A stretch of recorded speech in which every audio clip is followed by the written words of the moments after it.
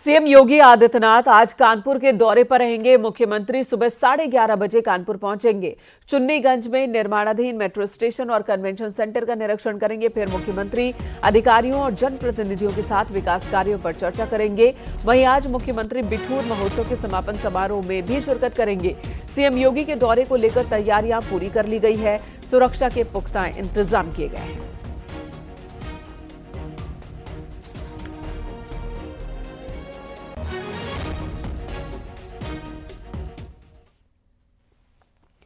2027 के विधानसभा चुनाव को लेकर यूपी बीजेपी में बड़े बदलाव की तैयारी है। जल्द ही यूपी बीजेपी के अध्यक्ष का ऐलान किया जाएगा। सूत्रों के हवाले से जो खबर है उसके मुताबिक बीजेपी आलाकमान में चर्चा का दौर पूरा हो चुका है। जल्द ही प्रदेश अध्यक्ष के नाम पर मुहर लग जाएगी। वहीं यूपी में ज्यादातर जिलों में बीजेपी ने जिलाध्यक्ष घोषित कर दिए हैं, जिसके बाद प्रदेश अध्यक्ष के नाम का ऐलान होना बाकी है।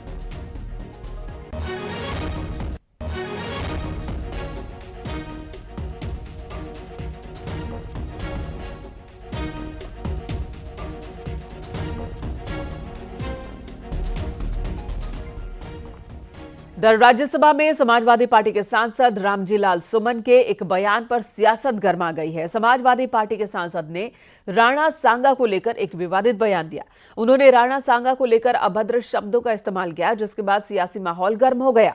बीजेपी ने समाजवादी पार्टी के सांसद के बयान पर जोरदार हमला बोला है। साथ ही रामजी लाल सुमन से माफी मांगने की मांग की है। कि बाबर का डीएनए मुसलमान में है। हिंदुस्तान का मुसलमान तो बाबर को अपना आदर्श मानता नहीं है, वो तो मोहम्मद साहब को अपना आदर्श मानता है, सूफी संतों की परंपरा को अपना आदर्श मानता है। लेकिन सभापति महोदय, मैं जानना चाहूंगा कि बाबर को लाया कौन? बाबर को इब्राहिम लोदी को हराने के लिए राणा सांगा लाया था। तो मुसलमान तो बाबर की औलाद हैं और तुम गद्दार राणा सांगा की औलाद हो, ये हिंदुस्तान में तय हो जाना चाहिए। अगर बाबर की तो आलोचना करते हैं, राणा सांगा की आलोचना नहीं करते। एसपी सांसद के इस बयान के बाद से ही सियासी माहौल गर्म है। बीजेपी दाना पानी लेकर समाजवादी पार्टी पर चढ़ गई है। तो वहीं श्री कल्कीधाम के पीठाधीश्वर आचार्य प्रमोद कृष्णम ने एसपी सांसद के बयान को समाजवादी पार्टी के अध्यक्ष का बयान बताया। कि समाजवादी पार्टी और इंडी गठबंधन के लोग पूरे देश को जात, धर्म और जिस तरह से भाषा के आधार पर बांटने का प्रयास करते हैं, वैसे नेताओं को शर्म आना चाहिए। देखिए, ये बयान समाजवादी पार्टी के सांसद का नहीं है, ये बयान समाजवादी पार्टी के सुप्रीमो का है। उनकी मर्जी के बिना ये बयान नहीं दिया जा सकता। इस बीच राणा सांगा के वंशजों के बयान भी सामने आ रहे हैं। उन्होंने भी समाजवादी पार्टी के सांसद के बयान पर नाराजगी जाहिर की है। राणा सांगा के वंशज ने कहा कि उन्हें किसी से सर्टिफिकेट की जरूरत नहीं। वो कह रहे हैं इतना बड़ा नेता बना रहे हैं। वो बाबर खुद बयाना में महाराणा सांगा से हारा था, तो महाराणा सांगा को किसी की जरूरत नहीं थी। उस समय तो हिंदुस्तान में वही छाए हुए थे, उनके साथ सभी रियासतें जुड़ी हुई थी और हमको गर्व है कि हम महाराणा सांगा की औलाद हैं। उनसे बड़ा देशभक्त, उनसे बड़ा इस देश के लिए लड़ने वाला कोई दूसरा व्यक्ति नहीं हुआ। मुझे ऐसा लगता है कि इनको सबको अपनी राजनीतिक चमकाने के लिए इन लोगों की इन नामों की आवश्यकता है। जब ये ऐसी बातें कहते हैं तो ऑटोमेटिक फेमस हो जाते हैं। इधर बीजेपी सांसद मनोज तिवारी ने समाजवादी पार्टी के सांसद रामजी लाल सुमन के राणा सांगा पर दिए गए विवादित बयान की निंदा की है। इन लोगों का इस देश की संस्कृति से प्रेम नहीं है। वो वोट बैंक की राजनीति करते हैं, वो किसी के नहीं है। तो ऐसे लोगों का बयान हम उसका कंडेम करते हैं, उसकी निंदा करते हैं। और इस समय भारत जिस तेजी से विकसित होने की तरफ बढ़ रहा है, ऐसे ही पार्टियों के कुछ लोगों के कारण उनकी पार्टी रसातल में जा रही है। जो जन भावना को नहीं समझ पाया है, उसका पतन होना निश्चित है। इस तरह की बात करने वाले लोग, मैं मानता हूं कि वो देश के मित्र नहीं। महाराष्ट्र में औरंगजेब की कब्र के बाद अब यूपी में सैयद सालार मसूद गाजी की दरगाह पर दंगल जारी है। गाजी मसूद गजनवी का सेनापति था। संभल में पहले गाजी मियां का मेला या नेजा मेला पर रोक लगा दी गई। अब बहराइच और गाजीपुर में भी इस मेले पर रोक की मांग उठी है, जिसके बाद इस मेले पर तलवारें लटक गई हैं।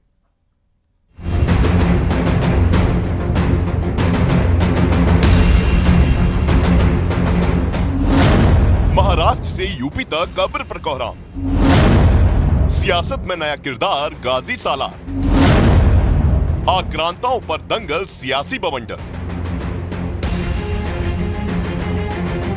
उत्तर प्रदेश की सियासत में ये तीन तस्वीरें छाई हुई हैं और वजह है सैयद सालार मसूद गाजी। यूपी के संभल में नेजा मेला पर रोक के बाद बहराइच के जेठ मेला और जौनपुर के गाजी मियां मेले पर रोक की मांग तेज हो गई है।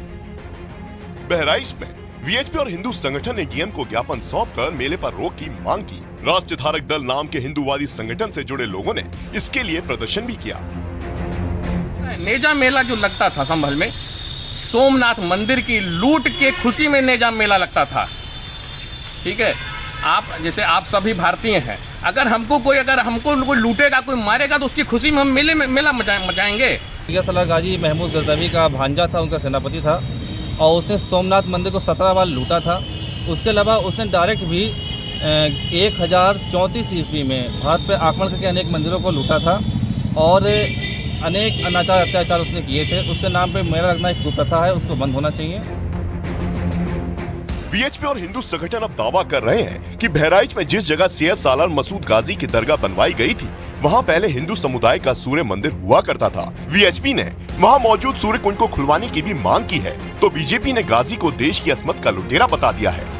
सैयद सालार मसूद गाजी ही नहीं है, जो भी आक्रांता हैं, जिन्होंने भारत की अस्मिता को लूटने का काम किया, भारत के मंदिरों को तोड़ने का काम किया, भारत की संस्कृति को छिन्न भिन्न करने का काम किया। महाराज जी का सीधा ये कहना था कि ऐसे लोगों को महिमा मंडन नहीं किया जा सकता है। हम पुरानी सनातन परंपरा पे फिर से वापस आ रहे हैं और उसी पे हम लोगों को जोर देना चाहिए। बहराइच में ही महमूद गजनवी के सेनापति रहे सैयद सालार मसूद गाजी को दफनाया गया था और इस जगह मजार बना दी गई थी, जहां सालों से मेले का आयोजन होता रहा है।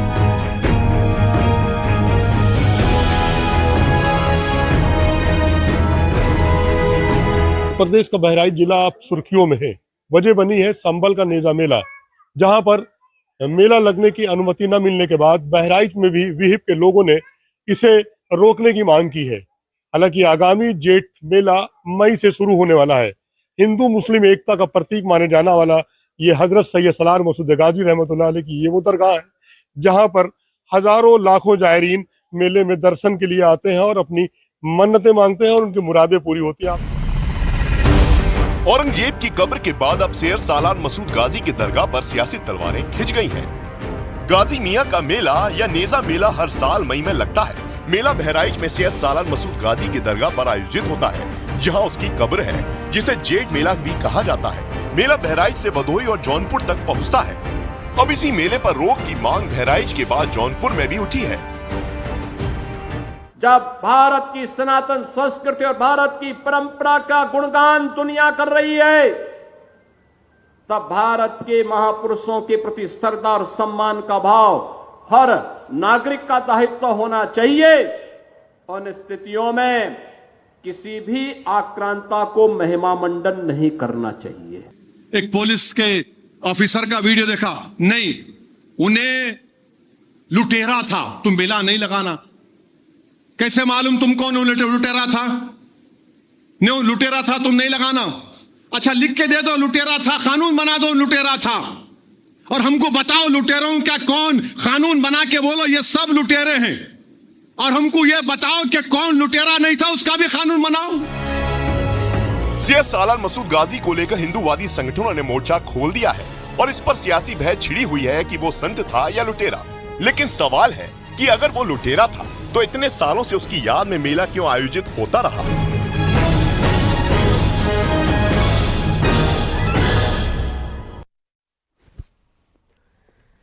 सपा सांसद रमाशंकर विद्यार्थी ने साधु संतों की संपत्ति पर उठाए सवाल। उन्होंने कहा कि समाजवादी पार्टी की सरकार बनेगी तो इनकी संपत्तियों की जांच होगी।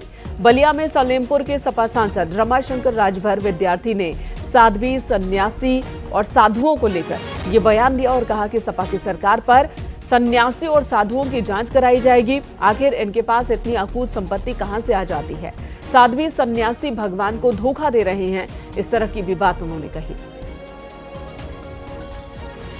कभी भी धन अर्जित करता नहीं, लेकिन एक नया ट्रेंड शुरू हो गया है कि कोई भी साध्वी या सन्यासी ये भगवान को धोखा दे रहे हैं। कहते हैं कि हम भगवान के एकदम नज़दीक वाले पुजारी हैं, लेकिन अकूत संपत्ति खड़ा करने में लगे हुए हैं। सरकार बनेगी तो जांच भी होगी, तो कराएंगे, अवश्य जांच कराएंगे। हमारे नेता अखिलेश यादव निश्चित जांच कराएंगे। जस्टिस यशवंत वर्मा के घर में लगी आग से जुड़ा एक वीडियो सामने आया, जहां भारी मात्रा में कैश मिला था। दिल्ली पुलिस कमिश्नर की ओर से शनिवार को यह वीडियो शेयर किया गया था। वीडियो ऐसे सामने आया है जब दिल्ली हाईकोर्ट के मुख्य न्यायाधीश डीके उपाध्याय ने जस्टिस यशवंत वर्मा के सरकारी आवास से नकदी मिलने के मामले में भारत के चीफ जस्टिस संजीव खन्ना को एक रिपोर्ट सौंपी है। जस्टिस उपाध्याय ने घटना के संबंध में साक्ष्य और जानकारी एकत्रित करने की आंतरिक जांच प्रक्रिया शुरू की थी। इसी दौरान जस्टिस वर्मा के घर के अंदर का ये वीडियो सामने आया, जिसमें जले हुए नोटों के बंडल दिखाई दिए।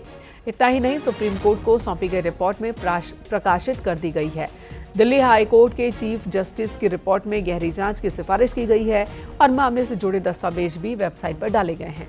दिल्ली हाईकोर्ट के जज यशवंत वर्मा के बंगले में आग लगने से एक बड़ा खुलासा हुआ था, जिसमें उनके घर से भारी मात्रा में कैश बरामद हुई थी।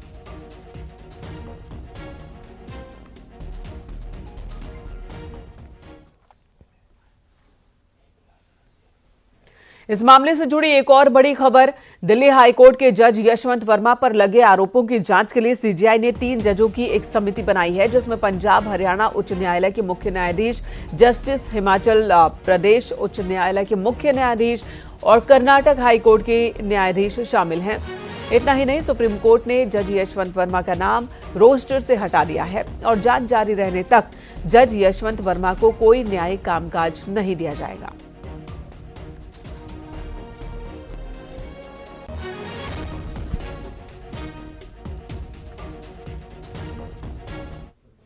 वहीं इस मामले में जस्टिस यशवंत वर्मा का भी बयान सामने आया। उन्होंने खुद पर लगे आरोपों को खारिज किया है और इसे अपने खिलाफ साजिश बताया। उन्होंने कहा कि कथित रूप से बरामद कैश से उनका कोई लेना देना नहीं है और ये उनके खिलाफ रची गई साजिश है।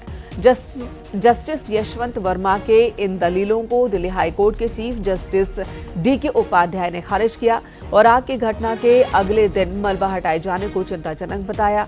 सुप्रीम कोर्ट और दिल्ली हाईकोर्ट के चीफ जस्टिस ने जस्टिस यशवंत वर्मा से सवाल पूछा कि 15 मार्च की सुबह पैसा किसने हटाया। इस पूरे मामले को लेकर न्यायपालिका और जांच एजेंसियों की नजरें टिकी हुई हैं।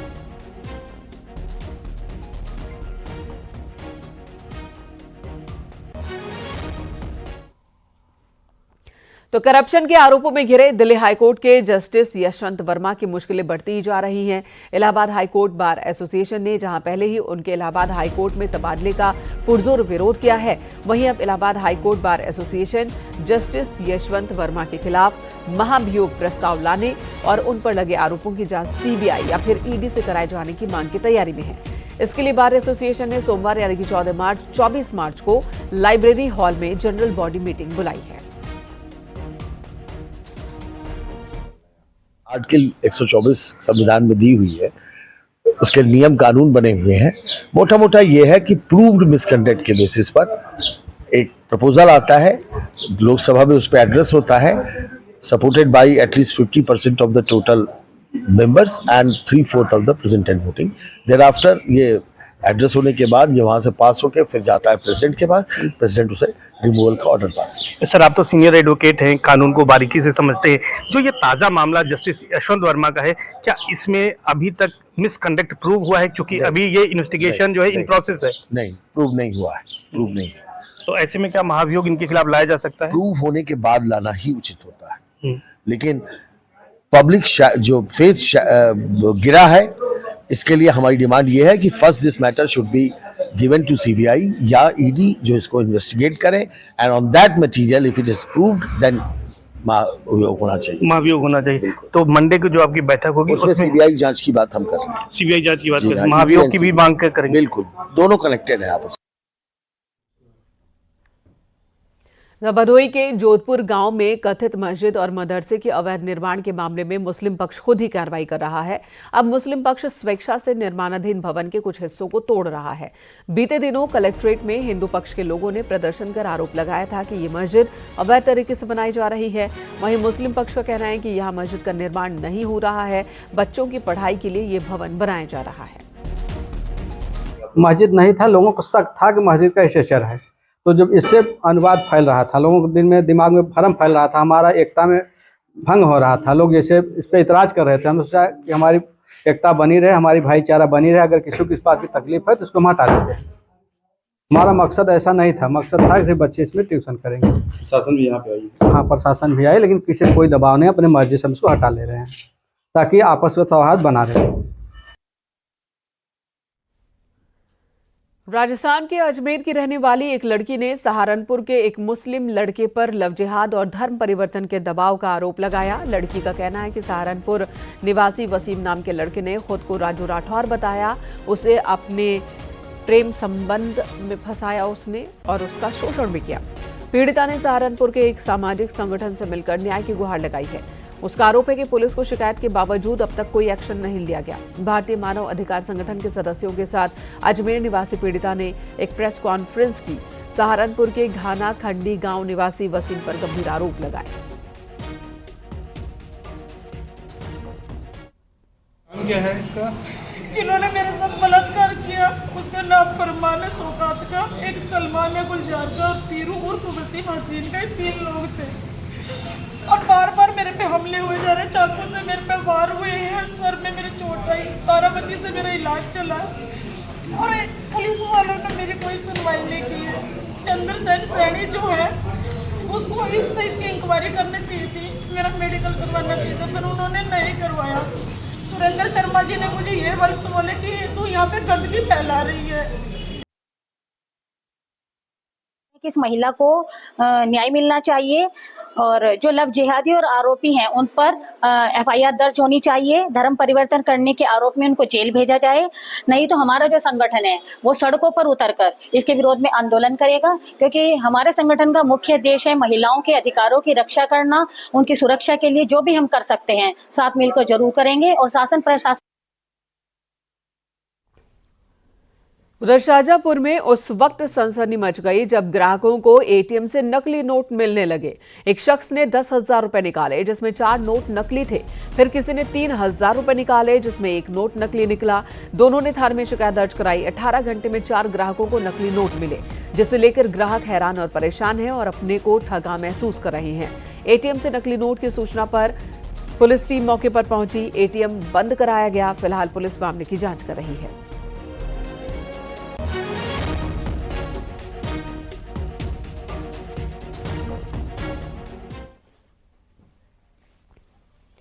यहाँ रुकेंगे एक छोटे से ब्रेक के लिए। खबरें ब्रेक के बाद भी जारी हैं।